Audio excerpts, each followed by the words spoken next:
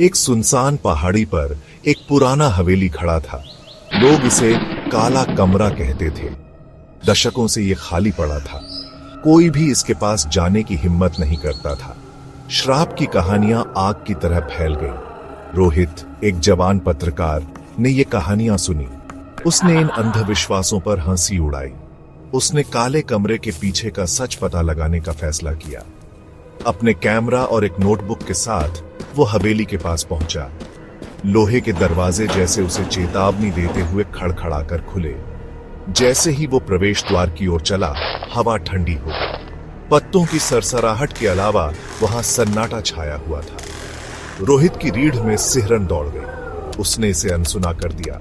उसका दृढ़ संकल्प उसे आगे बढ़ा रहा था। उसे एक कहानी का पीछा करना था। हवेली का अंदरूनी हिस्सा अंधेरा और धूल भरा था। हर कोने से मकड़ी के जाले लटके हुए थे। सन्नाटे में रोहित के कदमों की गूंज सुनाई दे रही थी। वो एक बड़े दालान में दाखिल हुआ। सख्त चेहरों वाले लोगों के चित्र उसे घूर रहे थे। अचानक उसने एक फुसफुसाहट सुनी। वो मुड़ा, पर वहां कोई नहीं था। रोहित ने इसे अपनी कल्पना समझकर खारिज कर दिया। वो अपना कैमरा क्लिक करते हुए, हर चीज को डॉक्यूमेंट करते हुए आगे बढ़ता रहा। दालान में ठंडी हवा का झोंका आया। तापमान अचानक गिर गया। उसे ढेर सारी पुरानी किताबों वाली एक लाइब्रेरी मिली। जैसे ही रोहित ने एक किताब के लिए हाथ बढ़ाया, बत्तियां टिमटिमा गईं। उसने साए में एक आकृति देखी। इससे पहले कि वो कोई प्रतिक्रिया दे पाता, वो गायब हो गई। उसके दिल में डर समाना शुरू हो गया।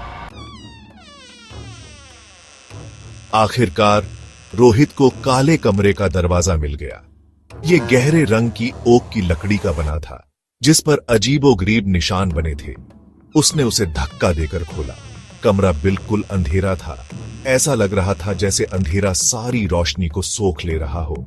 जैसे ही रोहित अंदर गया, उसके पीछे का दरवाजा जोर से बंद हो गया। वो फंस गया था। उसके अंदर दहशत फैल गई। वो अपनी टॉर्च ढूंढने लगा, लेकिन वो नहीं जल रही थी।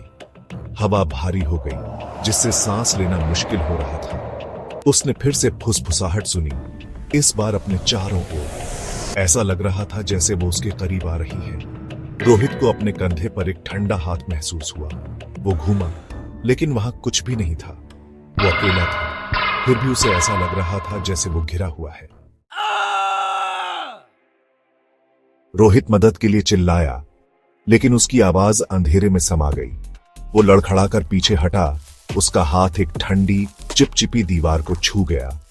उसने महसूस किया कि कुछ उससे टकराकर गुजरा, कुछ ऐसा जो दिखाई नहीं दे रहा था। वो जमीन पर गिर गया। उसकी पीठ दीवार से सट गई। फुसफुसाहट तेज हो गई, चीखों में बदल गई। रोहित को डर के मारे एहसास हुआ कि ये उसकी अपनी चीखें थीं। उसने अपनी छाती में तेज दर्द महसूस किया, जैसे कोई चीज उसमें से खींची जा रही हो। उसकी नजर धुंधली हो गई। आखिरी चीज जो उसने देखी, वो थी अंधेरे में चमकती हुई दो लाल आंखें। फिर सब कुछ काला हो गया। रोहित चला गया। उसकी आत्मा काले कमरे में कैद हो गई। उसकी चीखें खाली हवेली में गूंजती रहीं। श्राप ने एक और शिकार बना लिया।